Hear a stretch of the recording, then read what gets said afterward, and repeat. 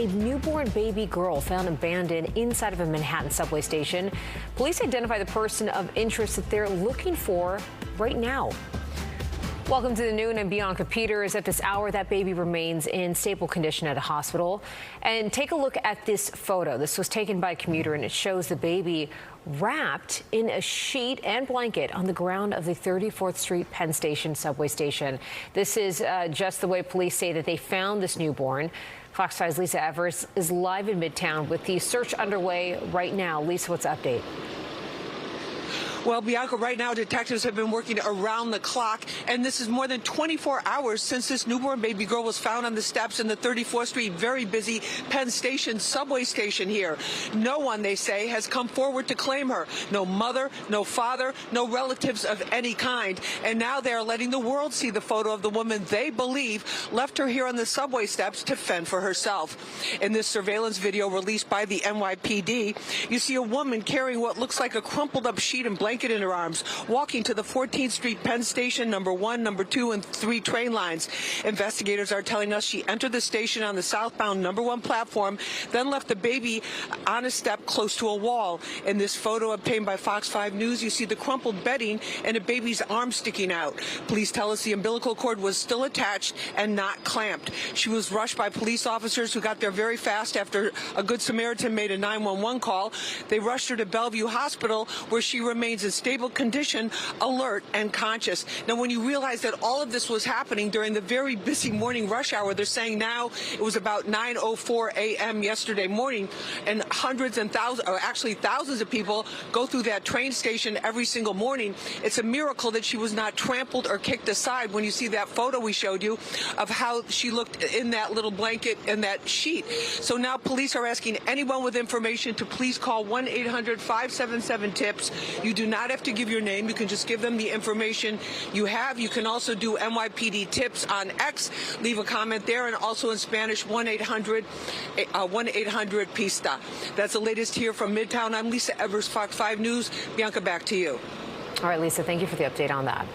Let's turn on to the very latest in the race for New York City mayor. We are now just one day out from the second and final mayoral debate, and all three candidates are keeping busy on the campaign trail. Fox 5's Morgan Mackay is here with today's developments. Morgan. Hey, Bianca. Curtis Sliwa and Andrew Cuomo out campaigning this morning. Zora Mamdani has an event later this afternoon. But Cuomo today was at the Association for a Better New York, unveiling a new plan to have the city take control over the MTA's capital projects. Cuomo argued that by taking control over the MTA's projects, his team would be able to speed up repairs and upgrades to the subway system. This new plan is in stark contrast, though, to how Cuomo operated the MTA as governor, often flip-flopping on whether it was the state or the city controlling it as a way to deflect blame for its problems. Cuomo today making the same argument he made in 2017 that the city owns the subway since the city technically owns the land where the tunnels are, ignoring how the process really works. Right now, the governor controls the MTA nominating process, has more board representatives than anyone else, and appoints a chairman and CEO. Cuomo also criticizing Sliwa earlier today, saying that he needs to drop out of the race. It's not about you. It's not about you, Curtis. It's not about me. It's not about Mayor Eric Adams. It's not about any of us. It's about New York City. That's why we're here. That should be why we're here. And if that's not why we're here, it's God's way of telling us we shouldn't be here.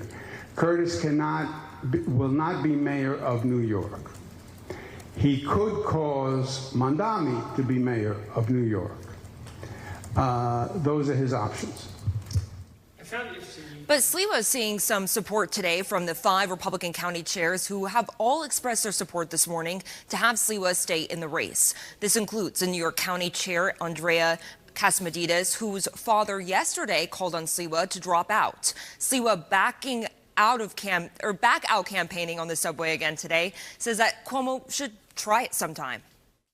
The naysayers, it's never had an impact on me. So this election continues, 14 days left, and I'm going to put every hour of the day into it that is humanly possible. I suggest Andrew Cuomo come off his high horse And actually, if he wants to win this election, go out and campaign for your voters because you have no get out the vote effort. And Mom Donnie has an event at 1 p.m. today that will bring you in our later shows. Bianca? All right, Morgan, thanks for getting us up to date. And you can stay up to date on the mayor's race during these crucial final days. Tune into Battleground NYC to fight for your vote with host SE Cup, streaming weeknights at 7 p.m. You can also watch weeknights at 11 p.m. right here on Fox 5. Let's turn now to the weather to see what's in store for us this afternoon. We'll bring in meteorologist Audrey Puente standing by at the Weather Center. Audrey, at least the sun's out. It's nice. Yeah, it actually feels pretty good, Bianca. Temperatures are starting to respond nicely to all that sunshine that we're seeing outside. It's going to be a breezy and mild day across the entire tri-state area. Enjoy it because tonight we're going to have showers coming in here, especially in the overnight hours, and they will lead into early tomorrow morning. Then it will turn quite windy and blustery for the next couple of days, and cooler temperatures will return. So today will actually be the mildest day of the next several. We have plenty of sunshine out there, 62 right now in Central Park. That's the same number we're finding at LaGuardia with 66 down towards Atlantic City. Not much is happening on the radar here. We're going to stay dry for the rest of the day. And it looks like tonight is when we'll start to see clouds begin to creep in here. They're coming in ahead of this rainmaker that's bringing wet weather across western New York and northwest Pennsylvania. That's going to push showers into the region here probably after about 10 p.m. tonight, and they will linger into the early part of tomorrow. I'll let you know when we'll dry out tomorrow and when the cooler temperatures will arrive coming up. Bianca? All right, Audrey, sounds great. Well, developing news out of Newark, New Jersey. That is where pretrial oral arguments are beginning in the federal case against Congresswoman LaMonica McIver. Demonstrators rallied in support of McIver outside of the federal courthouse this morning. The DOJ has charged McIver with 3 felony counts of assaulting a federal officer when she visited the Delaney Hall ICE Detention Center in Newark back in May. McIver has pleaded not guilty, and her attorney has called the prosecution political. An appeals court in Philadelphia heard the arguments in Mahmoud Khalil's deportation case. He's the pro-Palestinian activist and Columbia graduate student fighting a deportation case brought by the Trump administration. Now, Khalil's attorneys asked the judge to uphold a lower court ruling that ordered Khalil's release on bail and then found the administration's attempt to deport him on foreign policy grounds is unconstitutional. Meanwhile, we are following some developing news out of Jersey City, where a deadly police-involved shooting happened overnight near Bergen Avenue. Plus, the very latest from lawmakers in our nation's capital as the government shutdown enters its 4th week.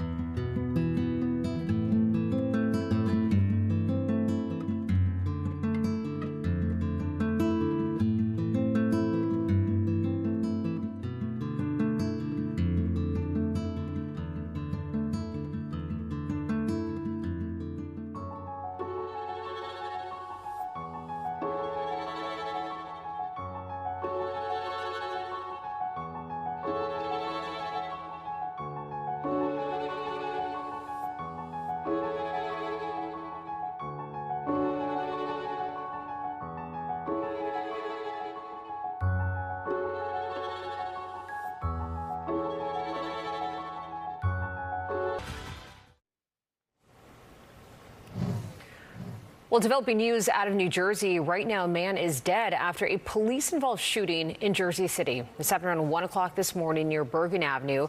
According to Jersey City Mayor Stephen Fulop, a street crimes unit spotted a man acting suspiciously. He supposedly looked like he had a weapon underneath his clothing. Fulop said when officers approached the suspect, he began shooting at them. The officers returned fire, striking the man, who was later pronounced dead. And Mayor Adams unveils a comprehensive plan to improve the quality of life in the Jewel Street neighborhood of Brooklyn and Queens. The 12-block neighborhood straddles East New York, Brooklyn, and Lindenwood, Queens. The city will deliver some new drainage systems to the neighborhood to alleviate flooding. There will also be traffic safety improvements to protect pedestrians and bikers. And the city will transform 17 acres of city-owned land into 1,400 new homes and pursue an area-wide rezoning proposal for the neighborhood to unlock another 3,600 homes as well. Today, we are unveiling the plan, a forward-thinking mix of short-term solutions and long-term initiatives that will transform Jewel Streets into a thriving community with proper sewage, safer streets, more affordable housing, and improved quality of life. Altogether, the city will invest over $146 million to upgrade the neighborhood streets and infrastructure there. And the NYPD kicked off a new recruitment drive at its annual Back the Blue ceremony this morning. Commissioner Jessica Tisch unveiled a brand new ad campaign highlighting the benefits of working for the police department. The NYPD says it's received fewer than 8,000 job applicants so far this year. That is significantly down from the 17,000 it got back in 2017. The goal is to have 35,000 uniformed officers on the job by next year. Meanwhile, we are learning some information in the daring jewel heist at the iconic Louvre Museum. We're having the update next at noon from French officials on the security systems function while authorities search for priceless pieces.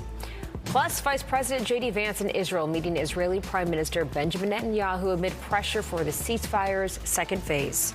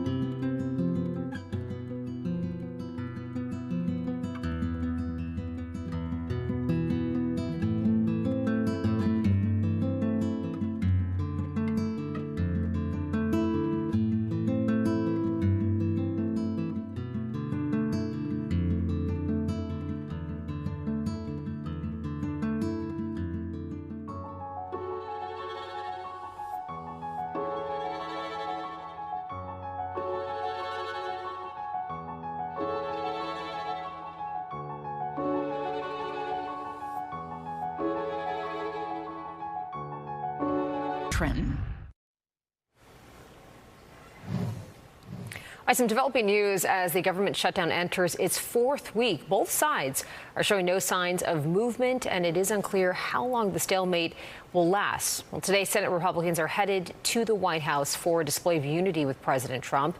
They're not meeting to discuss how to end the shutdown, but Senate Democrats plan to keep voting against a House-passed bill that would reopen the government until Republicans engage them on extending health care subsidies that expire at the end of the year.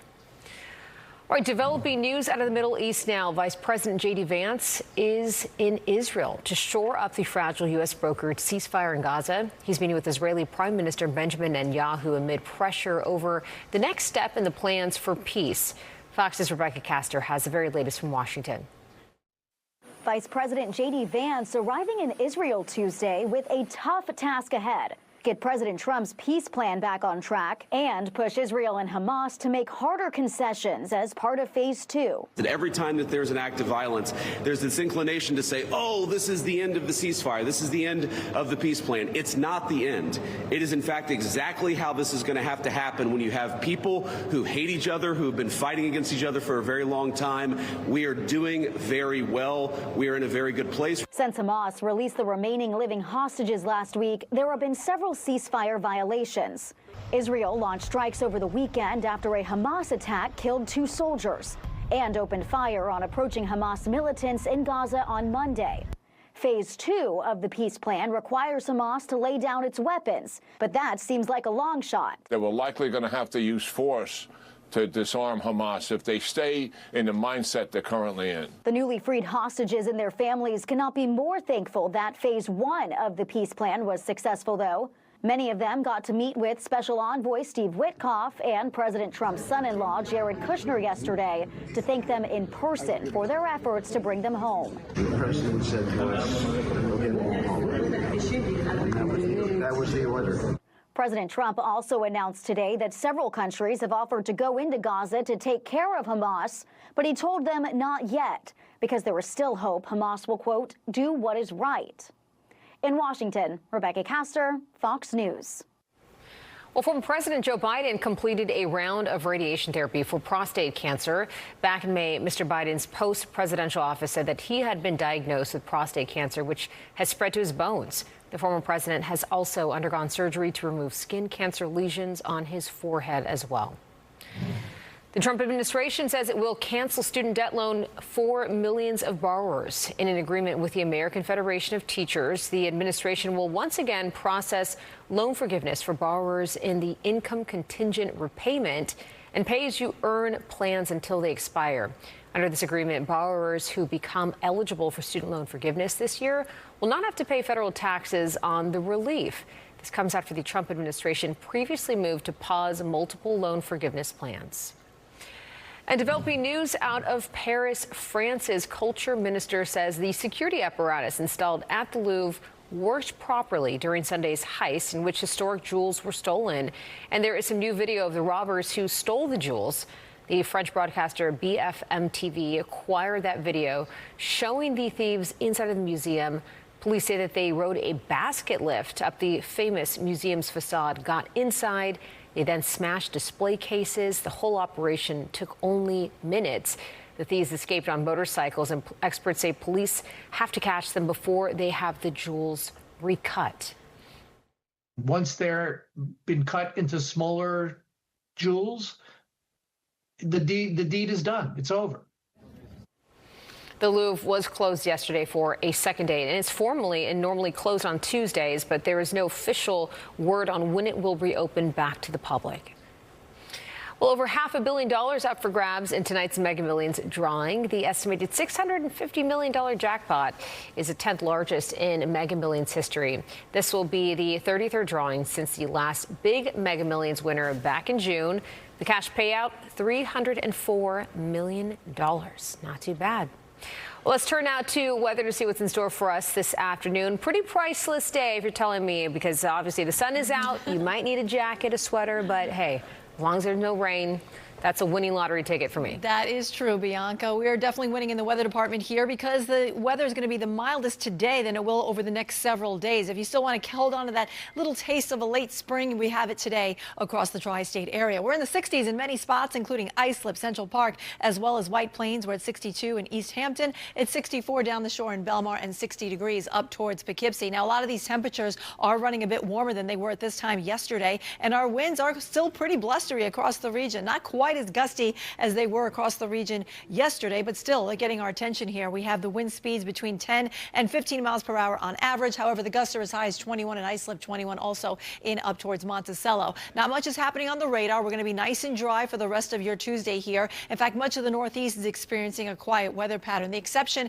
is out towards western New York and now western Pennsylvania, where there's a line of showers and maybe even some isolated thunderstorms working through that part of the Northeast. That's heading in our direction, and those showers will be marching eastward as we go through the day, and they won't arrive here until late tonight. After sunset, probably closer to 10 p.m., we'll start to see rain moving in from west to east, and it will last during the overnight hours, and there is the chance of maybe a rumble of thunder or two before it's all said and done. Those showers will linger into the early morning commute hours tomorrow, so plan accordingly, but most of us will stay dry after about 7 or 8 o'clock in the morning tomorrow. Today, we're going for a high of about 67 degrees. That sounds nice, and it is above average. We have a southwest wind coming in at 10 to 15, gusting to 20, so be aware that there will be a little bit of a chilly breeze in the shade. Tonight, we drop down to only 54. We'll have increasing clouds, and then the rain arrives after midnight. Again, it'll be here for the early morning commute tomorrow, and then we have cooler temperatures arriving after that. I'll have the details coming up. Bianca? All right, Audrey, sounds good. Thanks so much.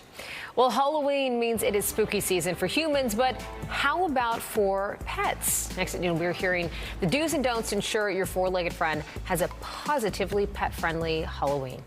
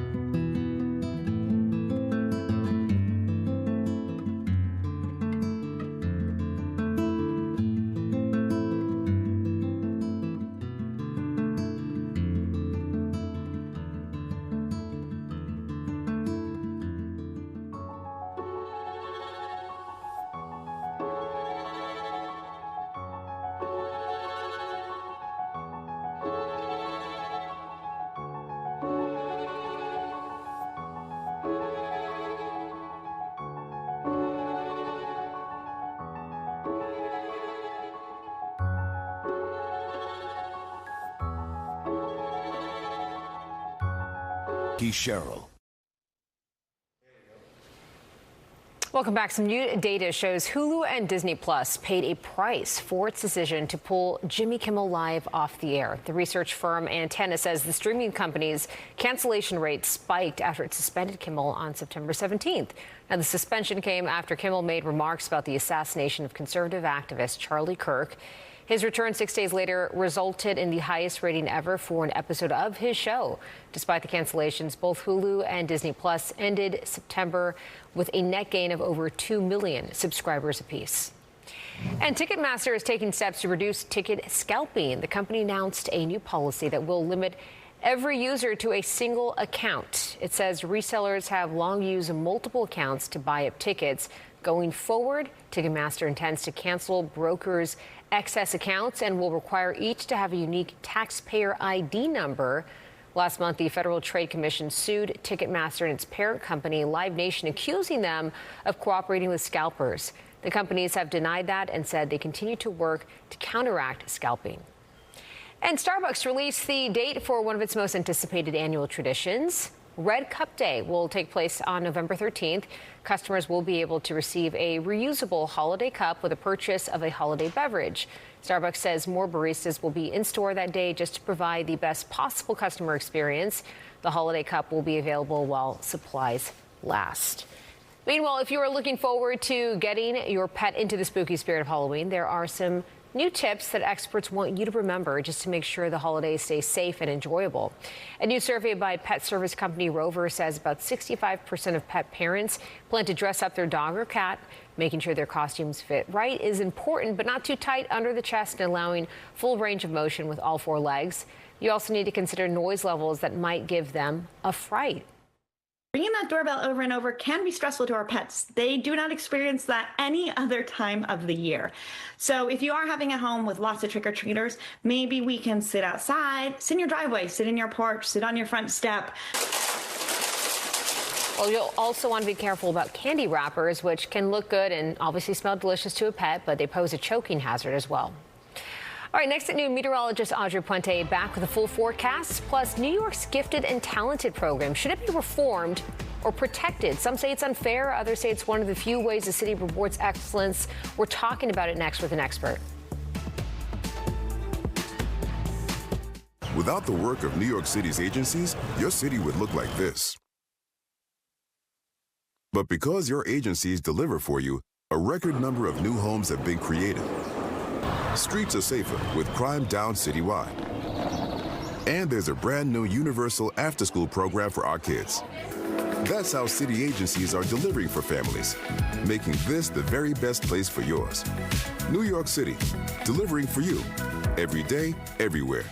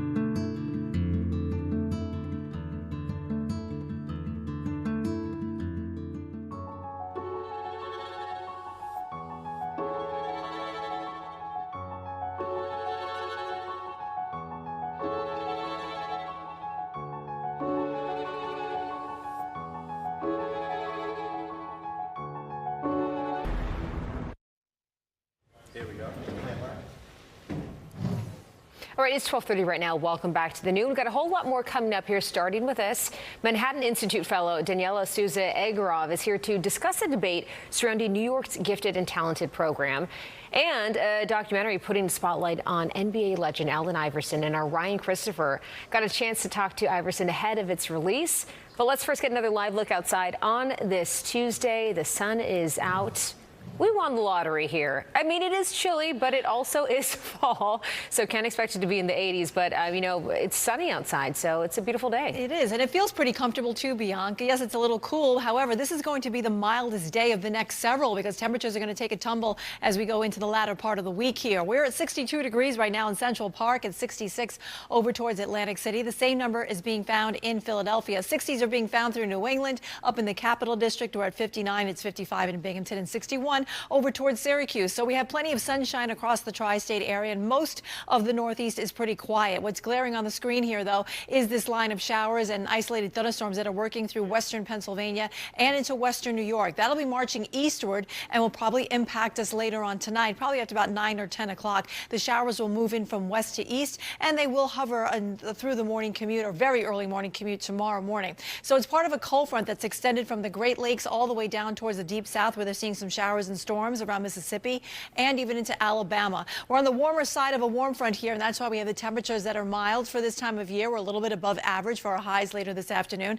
And then the cold front will start to push in here later tonight, increasing our cloud cover and also our chances for rain after about, let's say, 9 or 10 o'clock. After that, high pressure starts to work in here, and that'll clear us out as we go into the afternoon hours tomorrow and keep us pretty dry for several days. Here it plays out on our future cast. You can see the warm front off to our north. We're sort of in this warm sector here, and that's why temperatures are nice and comfortable, mostly in the 60s right now. But later this afternoon, we'll start to see the clouds begin to creep in around sunset, moving into western New Jersey and then the Hudson Valley, and then making their way eastward. And then we'll see showers begin to develop here roughly around 10 or 11 o'clock. And some of the area could see an isolated thunderstorm tonight, but that's about it. We'll see rain overnight. It'll be here for very early tomorrow. If you're a commuter around 5 or 6 a.m., you could encounter some wet roadways. The showers will kind of push off the Long Island East Coast here around 7 a.m. We're dry for the middle part of the day. The exception will be up in the Hudson Valley. We're on the backside of this area of low pressure. We could see a few more showers popping up here in places like Sullivan, Ulster, and even into Dutchess counties. But most of us will be dry. And then as we go through the afternoon, we'll see a couple of clouds kind of popping up here before sunset tomorrow. Tomorrow night will be pretty quiet, partly cloudy skies. That's about it. And then we have a nice dry stretch that'll take us for the most part into Thursday afternoon. We could see a couple of isolated showers, but that's about it. No major storm systems once we get through the front that's pushing through the area tonight. Now, with the rainfall that's expected, it'll be roughly less than a half an inch across much of the area.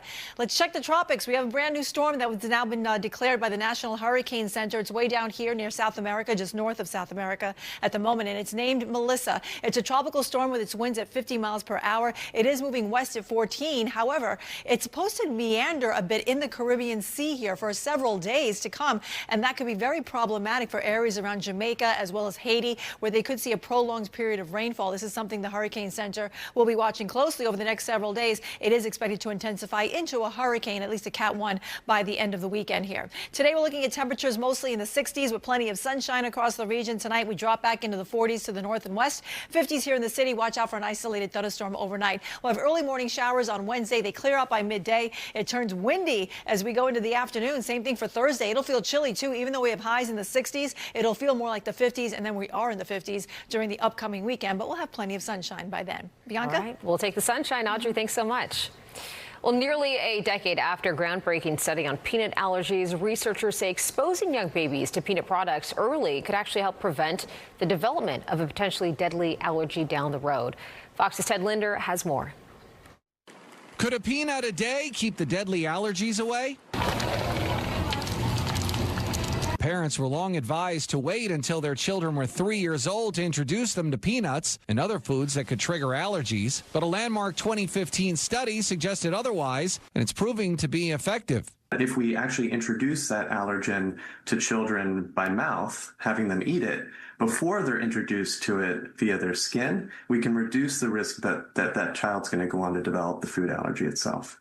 When a child with the allergy consumes a peanut, their immune system reacts to the protein, which can trigger various symptoms, including hives, respiratory symptoms, and sometimes life-threatening anaphylaxis. Nearly a decade later, a new study published in the journal Pediatrics shows the number of children with peanut allergies has sharply declined. This is probably the biggest public health success in allergy in the modern era. Researchers analyzed health record data for about 40,000 children and found that peanut allergies dropped by 43%. They were randomized to either early peanut introduction or normal peanut introduction. And what the authors found is that the rate of peanut allergy was significantly lower. This isn't just a win for peanut allergies, though. New early introduction guidelines have dramatically impacted food allergy rates as a whole. There's about 60,000 less kids with food allergy today than there would have been. For the first time in modern history, not only have we reduced the rate of food allergy diagnoses, but we're actually lower than we were 5 years ago. I'm Ted Lindner, Fox News. Meanwhile, a brand new study finds more than 20% of young adults between the ages of 19 and 30 years old use marijuana or alcohol to fall or stay asleep. Researchers at the University of Michigan found that marijuana was more likely to be used by women and overall as a method of falling asleep. Medical experts warn against the continued use of these substances for sleep, citing the possibility of increasing tolerance, addiction, and long-term sleep problems. Well, next at noon, get your popcorn ready because we are exactly 1 month away from the release of Wicked for Good, the big new cast member reveal for the highly anticipated sequel.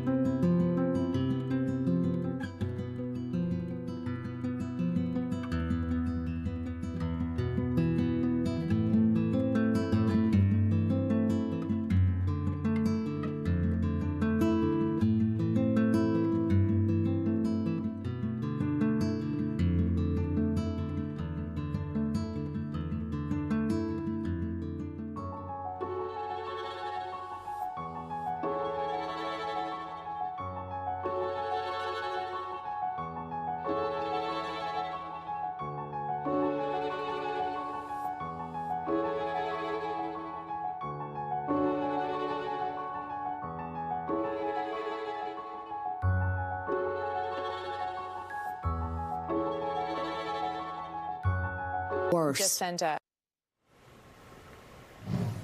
Well, Spotify allowing users to keep tabs on where their favorite artists will be performing. The music streaming service added its feature that lets users follow their favorite concert venues. Once a user follows a venue, they will have access to scheduled concerts, general announcements, and a whole lot more at the location.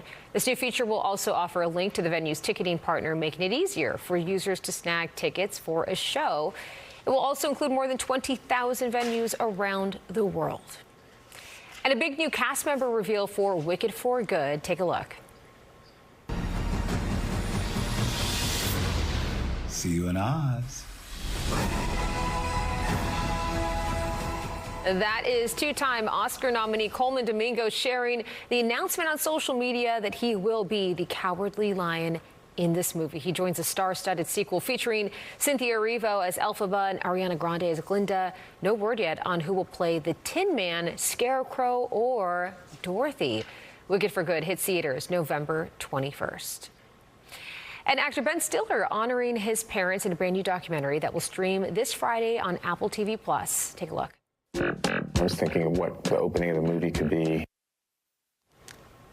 It is called Stiller and Mira, Nothing is Lost. The film explores the lives and careers of his famous parents, Jerry Stiller and Ann Mira, who were both comedy legends. Stiller tells their story through deeply personal home recordings and family memories. He started making the film in 2020 after his dad passed away. I knew we were going to be selling the apartment that I grew up in, and I wanted to start just filming it, just for the memories of that, and also wanting to do something about my parents, but not really knowing what it was going to be. Stiller says the project also made him reflect on his own kids who have made the choice to go into acting, which he says surprised him a little bit. Well, coming up, New York's Gifted and Talented program. Should it be reformed or protected? Next at noon, some say it's unfair. Others say it's one of the few ways the city rewards excellence. What do you think about it? We're talking to an expert coming up after this.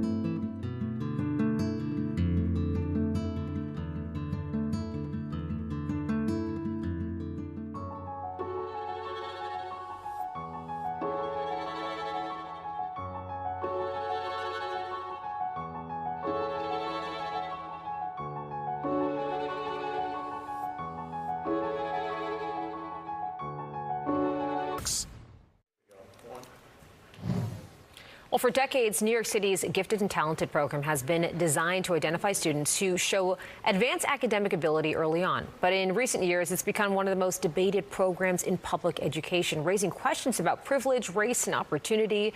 Mayoral candidate Zohran Mamdani has disclosed plans to phase out this program. Joining us now for more on this is Manhattan Institute fellow Daniela Souza Egara. Thanks so much for being here. Thank you for having me. I have to say, full disclosure, I would not be one of these kids to test into this program because I had to do kindergarten twice. I failed the first time, but I did opt into testing and did some advanced placement classes later on in high school. So I understand both sides to this. However, how has this program that has been put in place to help kids that are advanced become such a political lightning rod? This program serves a very small number of kids, so there are 2,500 seats in kindergarten, and we have more than 50,000 kids entering kindergarten every year. So it really is designed to serve a small number of kids, and it's a distraction about not discussing the problems that really impact a large number of kids in the system. I think something that you mentioned in the break, which I was kind of shocked by, because when I was doing research on this, I did not know that there was not a test given to kids anymore, and this hasn't been going on for the past couple of years, correct? Yes, there is no more tests. When we had the test, usually 3,500 kids would be identified. Now 85% of kids who apply to this program get a teacher referral, and we have now more than 10,000 children who get a teacher referral saying they are ready for advanced programs. Interesting, because the test originally was to just look at kids that had fluid intelligence levels and where they landed on that, so problem solving, noticing patterns. But now, since that test is gone, how is this still unfair? So the teacher who has been with that child for pre-K, or who, if the child has not been in the public pre-K, has an evaluation, is able then to say that child is ready for advanced programs. I think what would make more fair is to actually more kids have access, know about this, that you can opt in, and then for us to actually have these programs in every single neighborhood, which is not a reality right now. Interesting. I know that you see someone like Zora Mamdani or critics of this program say that it is unfair, it is racist, there's not as many black and brown kids in this program, but whose fault is that? Because the test is not, and there's no more tests, but it's not inherently racist, but the outcome may favor one group over another. So how do you eliminate that altogether? So what we should be doing is really focusing on the children who are low performers and really raising the bottom and not trying to limit what our high performing kids are doing. What is really unfair is that, for example, 41% of kindergartners are chronically absent. They are missing more than 10% of school days.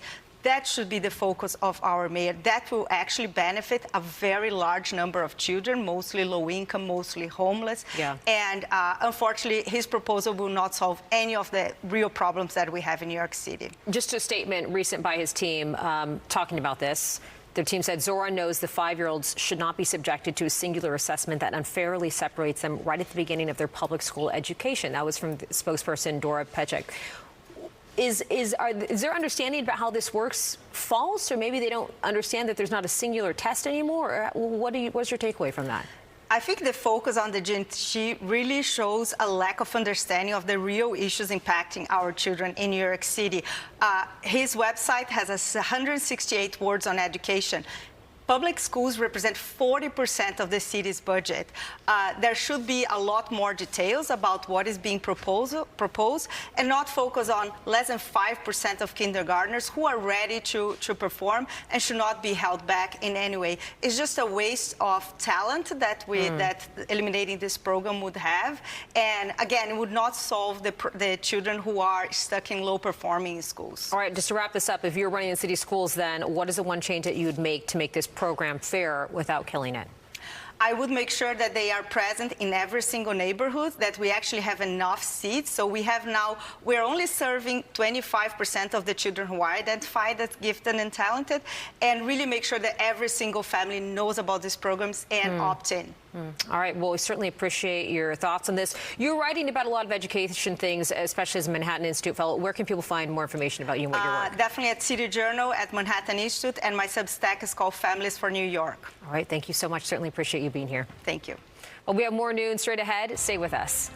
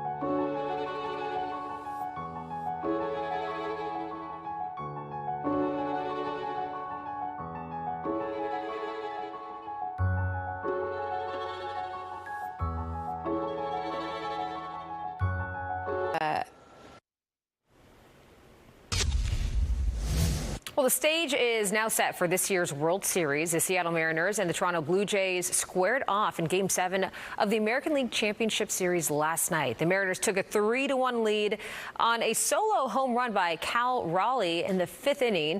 But then we'll take it to the 7th inning. The Jays' George Springer hit a 3-run homer to give Toronto a 4-3 lead. And that would be the final score as Toronto heads to the World Series. For the first time since 1993, they're going to face the Los Angeles Dodgers in Game 1 on Friday night. You can watch that right here on Fox 5. Meanwhile, NBA legend Allen Iverson is the focus of a new 3-part docuseries on Prime Video on Thursday. He faced many trials and tribulations on and off the court, and he changed basketball culture forever. Fox 5's Ryan Christopher caught up with him at the New York City premiere last night at Regal Cinemas in Times Square. When he came in that locker room, when he stepped out on that floor, everybody just followed. You look at Allen, he was a hero for everybody. I stopped playing basketball because of him. Hey, was your favorite basketball player's favorite basketball player? Allen Iverson, big fan of yours. You inspired so many people on and off the court. What does this film mean to you? I feel like, was this therapeutic for you? Absolutely. Absolutely. That's a beautiful question. Definitely therapeutic. It's a gift. I think it's a gift to, I know it sounds cliche all the time to just talk about us as role models to just kids. You know what I mean? In my life, I've been through so many things where people tell me how much I inspire them, all different age groups. You know what I mean? People older than me. Yeah. And, you know, it's a gift to the world because I'm an open book. Yeah. You know, even my mistakes, the things that I've been through that I'm not so proud of, and things that I'm embarrassed about. You know, I think about the situation that I came out unscathed.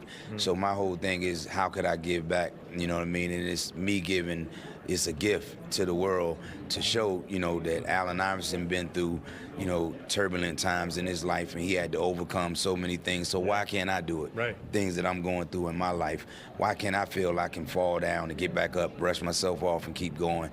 Why don't I feel like my dreams can come true, you know, when I hit stumbling blocks? Right. And that was big for me. It's a human experience. Absolutely. Now, you were mentioning inspiring even people of older generations. My grandma, rest her soul, she was in her 90s, and she was a huge Sixers fan, but she called you Alvin Iverson, and we never corrected her entire life. You don't supposed to. No, right? That's what she know me as. That's right. So roll with it. And I got to know, what was it like for you playing in Madison Square Garden? There was always so much anticipation. You coming here to New York City. What was the vibe like for you? It was the Mecca. You know what I mean? I watched it as a kid growing up. You know what I mean?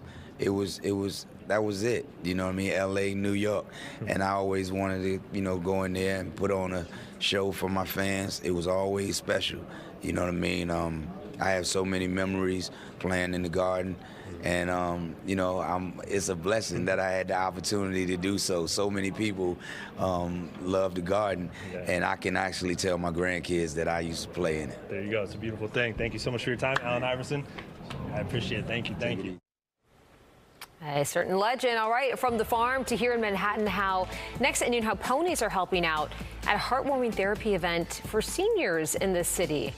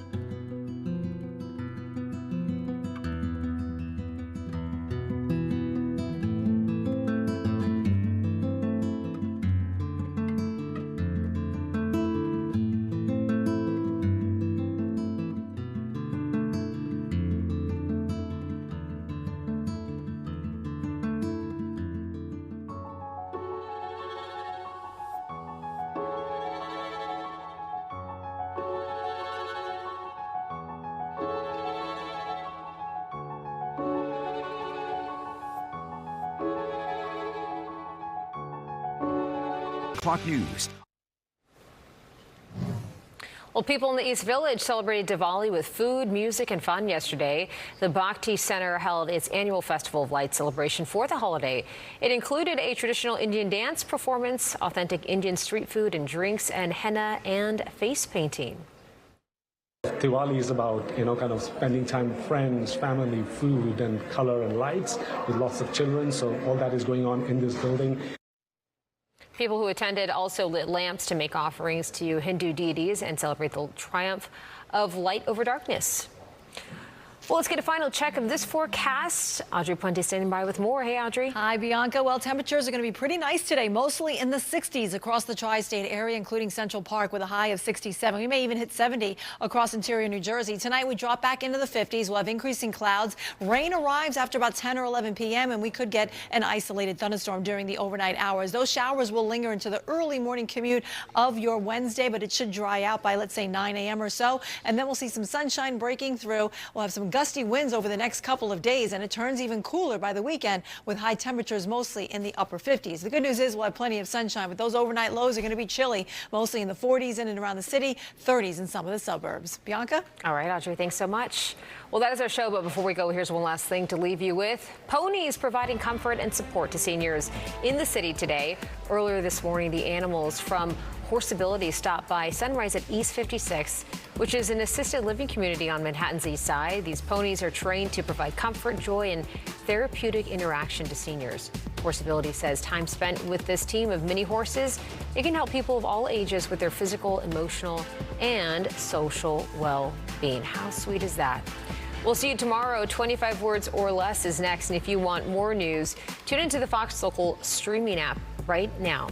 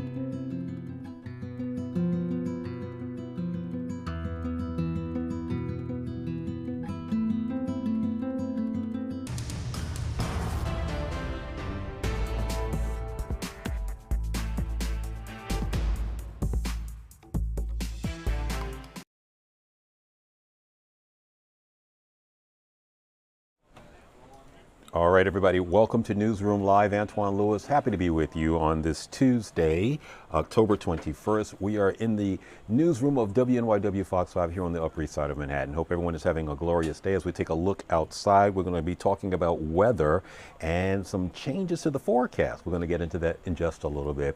But as always, we want to start and discuss with you our top stories, things that we're covering here inside the newsroom. An interesting one going on in Midtown. So let me tell you about this one. A baby. We want to show you a picture of this. Look at this. A baby was found in the subway there at the 34th Street Penn Station. And apparently, here's what we can let you know. It's been 24 hours since the baby girl, as we understand it, was found literally there on the subway steps. Police sources say that no one has come forward to claim her, no mother, no father, no relatives. And now the NYPD is actually releasing video of the woman that they believe brought the infant to the station and then left the child there. So police are desperately trying to find someone there who's left the newborn there. That's going on there. We're going to be standing on top of that. Lisa Evers is working on that one for us for our 4, 5, and 6 o'clock shows. But yeah, that's what's going on there. Going to change gears now and talk about the race for New York City mayor. A couple of developments we want to pass along to you now. Curtis Sliwa and Andrew Cuomo were out campaigning this morning. Zora Mamdani has an event later this afternoon. Cuomo today was with the Association for a Better New York, unveiling a plan to have the city take control of the MTA's capital projects. Now, here's what he's saying. He said that by taking control of the MTA's projects, his team would be able to speed up repairs and upgrades to the subway system. Now, this is in stark contrast to how he operated with the MTA when he was governor. And sources, always accuse him of saying that he was flip-flopping on whether it was a state or city-run agency. But anyway, today is the same argument that he made in 2017 when he says that the city owns the subway, since technically the city owns the land where the tunnels are. But anyway, let's listen to a little bit of what he had to say this morning while he was out. It's not about you. It's not about you, Curtis. It's not about me. It's not about Mayor Eric Adams. It's not about any of us. It's about New York City. That's why we're here. That should be why we're here. And if that's not why we're here, it's God's way of telling us we shouldn't be here. Curtis will not be mayor of New York. He could cause Mamdani to be mayor of New York. Those are his options. I found it interesting you cited. So what you're hearing there was former Governor Andrew Cuomo, as he was discussing the MTA project, he was taking a question in regards to Curtis Sliwa, and those were his thoughts on that. But as you see Curtis right now, he's actually getting some support today from the 5 Republican county chairs who all expressed their support to him that he stay in the race, which is what Cuomo was just arguing just there. Now, among those chairs, this includes New York County Chair Andrea Castamatidis, whose father yesterday called on Sliwa to drop out. You may know John Castamatidis. Anyway, Sliwa is back out campaigning today on the subway, as you can see right there. And he says that he took a shot at Andrew Cuomo, saying that he should actually try campaigning in the subway sometime. Take a listen to this. The naysayers, it's never had an impact on me. So this election continues, 14 days left, and I'm going to put every hour of the day into it that is humanly possible. I suggest Andrew Cuomo come off his high horse and actually, if he wants to win this election, go out and campaign for your voters, because you have no get out the vote effort. Okay, and again, that's Curtis Sliwa out in the subway challenging his opponent, if you will, Andrew Cuomo, to basically do the same. And also just checking in with the third candidate, Zora Mamdani. He has an event scheduled later today. And of course, to stay up to date with all things politics, we do invite you to check out a couple of our shows that we have for you. And we want to let you know those shows are S.E. Cupp's show, which is Battleground NYC, the Fight for Your Vote. That airs at 7 on the local app, and then at 11 o'clock, right after the 10 o'clock news right here on Fox 5, as well as Politics Unusual, hosted by our Morgan McKay, Fridays at 6:30, also right here on the platforms to which you are watching us. Staying with politics for just a moment right now, in the nation's capital, the president and several GOP senators are actually meeting as the government shutdown continues into another day. He's still up speaking right now, so we're going to listen in for just a second, and then we'll be right back. Our air traffic control system, so important. We wouldn't have had, this Pete Buttigieg, he spent billions of dollars on fixing the air traffic control. They'd use copper wire going into glass wire. Any union electrician here or any non-union electrician would say you can't hook copper into glass, it doesn't work. They spent billions of dollars, they turned on the system, and it was stone cold blank. We're getting a brand new system. We have bids out now. We have 3 great companies bidding. and I want one bid. Sean Duffy's doing terrifically. I want one bid. I want just bid, and they're responsible for everything. Not they had like 1,000 contractors. Every contractor, they're all running around. In the end, if one of them does a bad job, we want to be able to blame somebody, and it's going to be one of the very big companies because there's a lot of interest in it. So the air traffic control system is going to be rebuilt. Over 1 million federal workers right now, as you know, are going unpaid. That's the Democrats' fault. And children, tourists unable to visit the museums in Washington, D.C., that we now have beautiful, safe streets, but we don't have the museums open. We should probably just open them. But we are doing things that nobody's ever done, nobody's ever seen. So all of this and the pain that the Democrats have caused during this reckless and completely unnecessary affair, and you can call it the Schumer shutdown or the Democrat shutdown, you can call it whatever you want. And I will say this, that we have Darth Vader. You know Darth Vader, right? Darth Vader is a man who, I think he's sitting right. Is that Darth? Stand up, please, Darth Vader. Stand up. Does everybody? Okay, again, the president talking from the nation's capital there about the shutdown. Again, both Democrats and Republicans have not been able to find common ground, so that's why that stalemate is ongoing, and that's why the government remains closed, if you will, and that's what the president was addressing there in that. Also, now, this happened yesterday, but we want to bring you up to speed on that Amazon outage that happened, impacting a lot of people there. So apparently Amazon Web Services, that it disrupted much of the internet. It appears to be over. Now, again, the massive outage began early yesterday morning and went well into the evening. Now, for much of the day, many critical online functions were unavailable for Amazon's business, educational, and governmental clients. Amazon says that it eventually traced the glitch to a problem with its domain name system. Yes. So there you have that there. I imagine you were impacted yesterday. It certainly threw a lot of people off guard. But yeah, so that's what's going on. According to Amazon, everything has been fixed. All right. So now if you come back to us, we're going to be talking about weather because some things are going on there we want to bring to your attention. And it's 1:10, so we'll see you right back. I'm Antoine Lewis.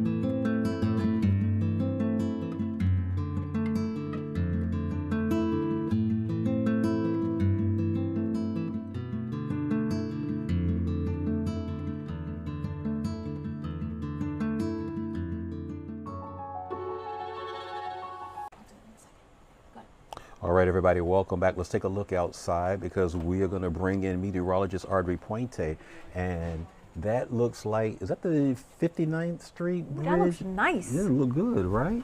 So we see the sun is shining, and the Where walk-in is today that? was a little bit warmer. It'll probably circle around, but Is it that looked. Times Square? That one's Times Square, but the one before that looked like a little bit of the Fifth. All right, so that's Sixth that's Ave. We know too. that.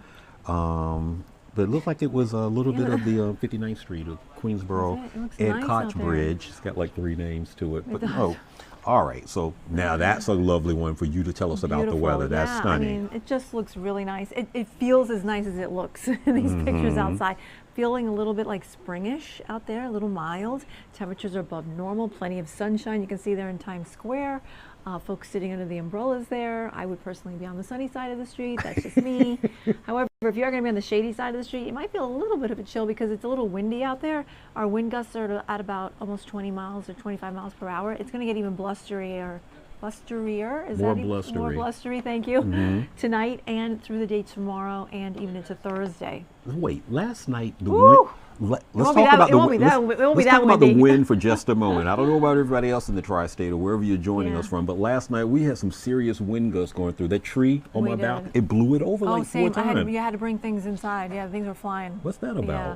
Well, it was windy. It was we had tight pressure gradient. That's how we get a lot of our winds. Okay. And we had wind gusts. I mean, well over 40 miles per hour. Like there were sustained winds for a period of time between 30 and 40 miles per hour. So that's pretty windy. And if you're in a high rise, have a terrace, things fly around. And even if you weren't, if you were just outside the city, I mean, lawn ornaments were flying. I mean, it was, yeah. So it's going to be windy today. Not as windy as yesterday, though. And over the next few days, it'll still be windy and breezy, but I think we'll be okay. Plenty of sunshine. Temperatures are going to be in the upper 60s to near 70 across parts of New Jersey today. So today is the mildest day of the rest of the week. So this is it.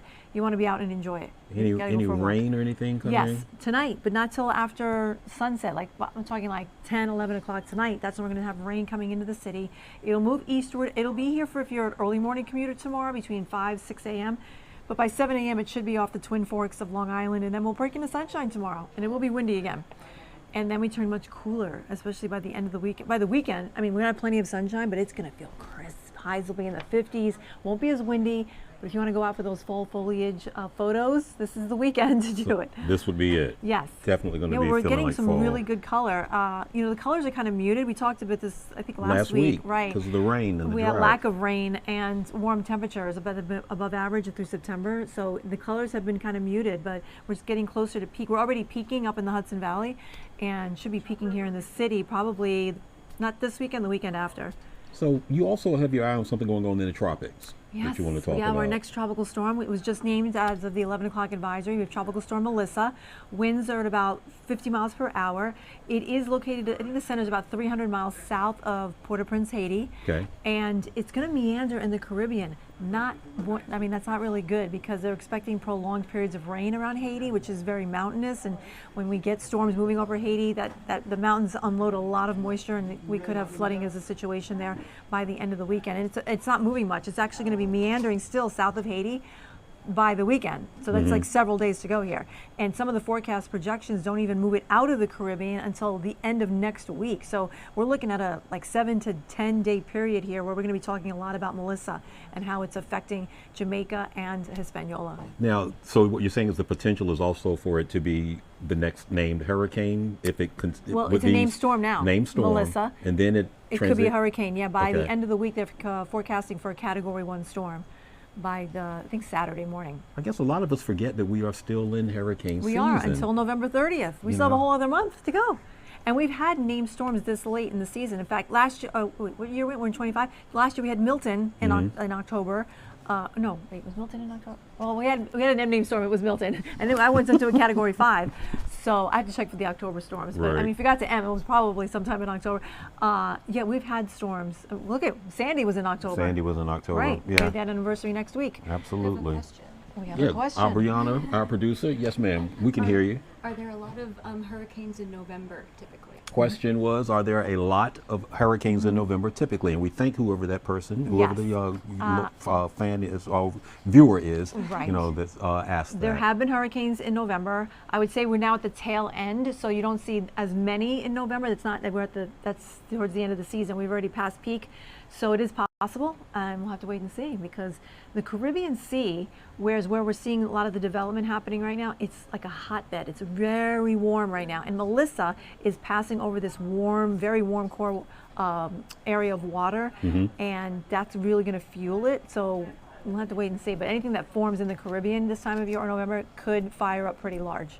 You know what's also interesting? We get asked this a lot of times, and again, thank you for that question.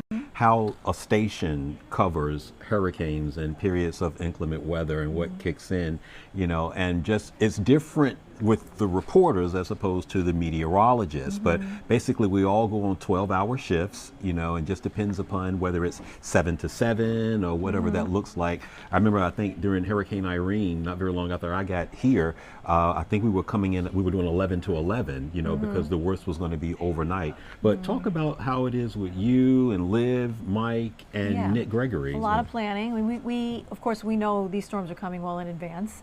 We were looking at the weather. I mean, right now we're looking at the weather models for Melissa, and so we know well at least a week in advance that something is going to be happening. How far does it come to New York? I mean, if it's in our area, that's a big deal. If you see us at the grocery store, that's probably a sign that you want to. Is that too coy? Is that no? If I'm at the grocery store, you should be at the grocery store. But I usually get there before the crowds do, because I will have the heads up.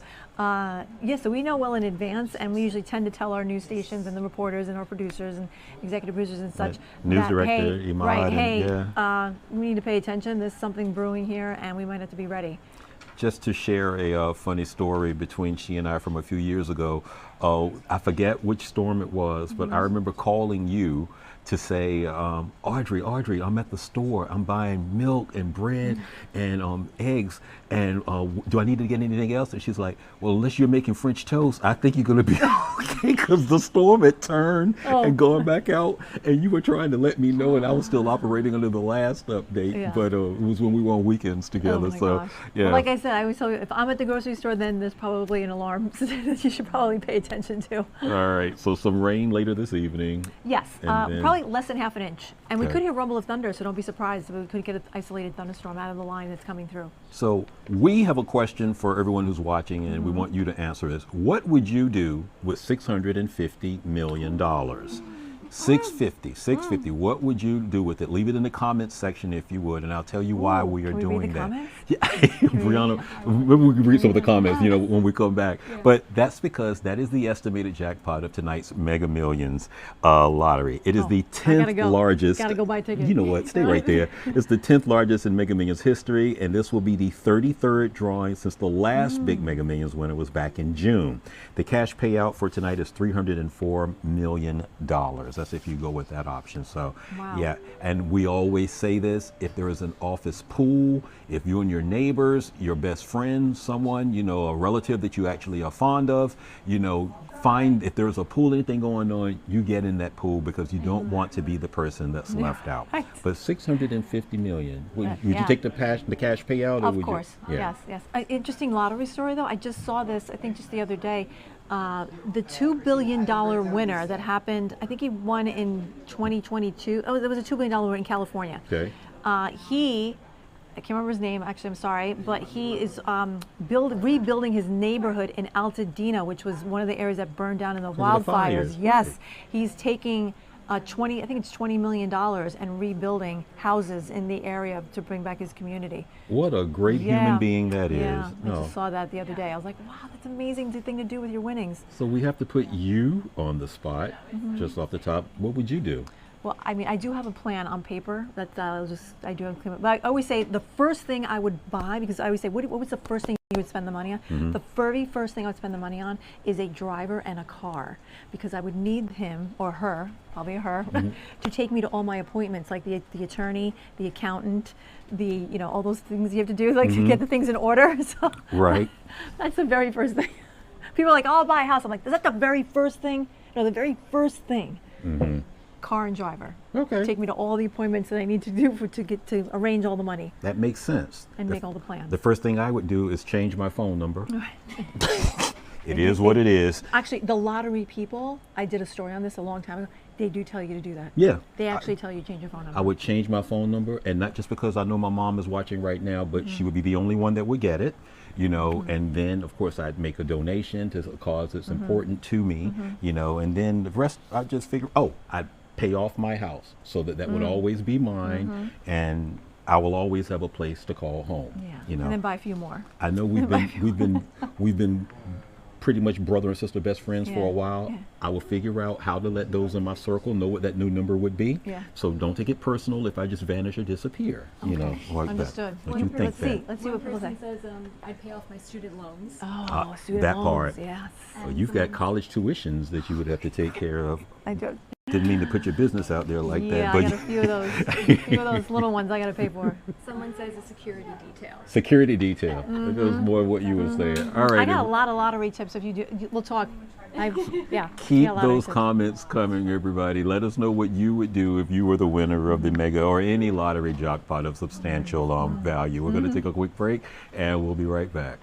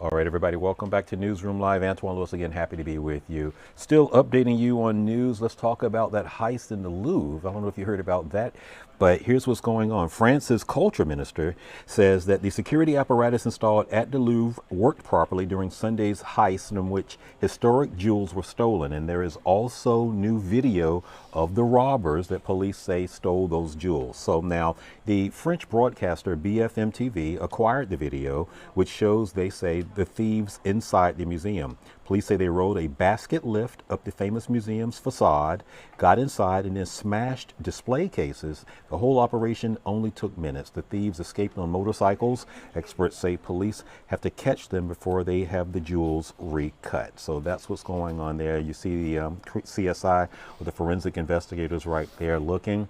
And we have the sound bite for that one. So yeah, take a listen to this.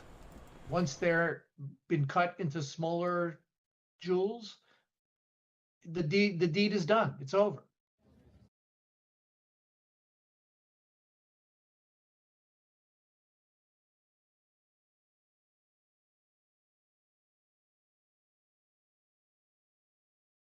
So what that was, we apologize for that, but the minister was just giving an update on where things stand with the investigation. The museum, the Louvre, was closed for a second day, and normally it's closed on just Tuesdays anyway, but there's no official word yet as to when it's going to reopen.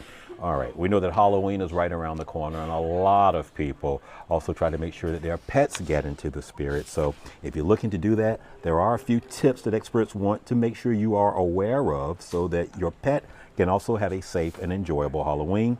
A new survey by the pet service company Rover says that about 65% of pet parents plan to dress up their dog or cat, making sure that the costume's fitting is the most important part. Not too tight under the chest because it impacts breathing, and allowing full range of motion with all four legs because, of course, they're going to be moving. He's kind of cute. You also need to consider noise levels because, you know, they can actually get frightened by that. So let's take a listen to what experts are having to say. Ringing that doorbell over and over can be stressful to our pets. They do not experience that any other time of the year. So if you are having a home with lots of trick-or-treaters, maybe we can sit outside, sit in your driveway, sit in your porch, sit on your front step.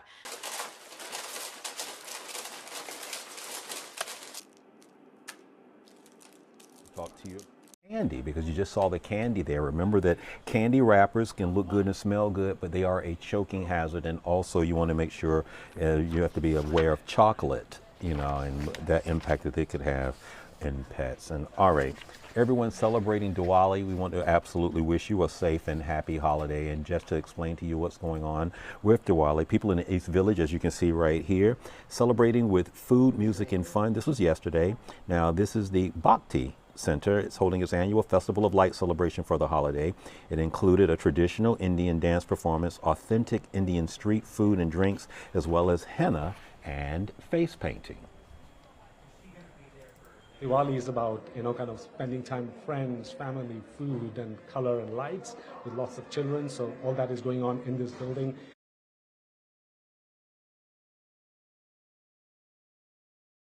Now, Diwali is on the day of the month of the new moon of the lunar month. Now, this year, that day was between October 20th and October 21st today. So cities with sunsets after 5:30 celebrated yesterday. Cities with earlier sunsets observed it today, which is why you're hearing us talk about it. And that's what's going on there. So again, everyone that's going out to celebrate Diwali, if that is going to be today, that you're doing so. But if you celebrated yesterday, we just wanted to wish you well and make sure that you had a good time doing that. So, all right, just to bring you up to speed on everything else, right after our show, Live Now will continue. Then next news for us will be at 4 o'clock. I'll be with you there, and that will be followed by the 5 o'clock news, which then begins, or continues rather, all of our evening newscasts and information. For all of us here at the newsroom of WNYW Fox 5 on the Upper East Side of Manhattan, we certainly want to wish you a safe day. If you're going to be going out, you will need, as Audrey said, an umbrella for later, but it's not going to be a lot. She said maybe a half of an inch to an inch of rain, but just be aware of that. I'm Antoine Lewis. We'll see you again next time. And again, next news for us. Thanks for watching Fox 5's Newsroom Live.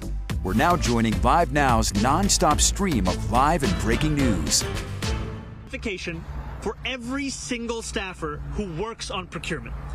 These measures are expected to accelerate the procurement cycle by 40%. The third measure is we are going to deliver vendor accountability. And we will do this by having a vendor rating dashboard.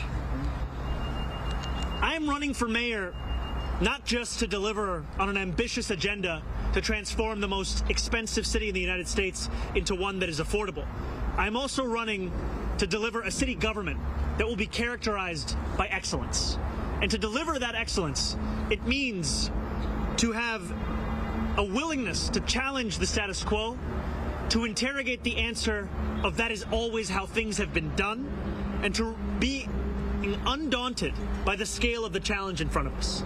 For too long, we have allowed individuals like Elon Musk to pretend as if concerns of efficiency and waste are that of the right wing, when in fact they should be the bedrock of any progressive politics. And what we are going to do through this agenda of curing procurement is to ensure that every single dollar we spend within the Department of Education is a dollar that is furthering our mission of delivering excellent education to students across the 5 boroughs. And I am thankful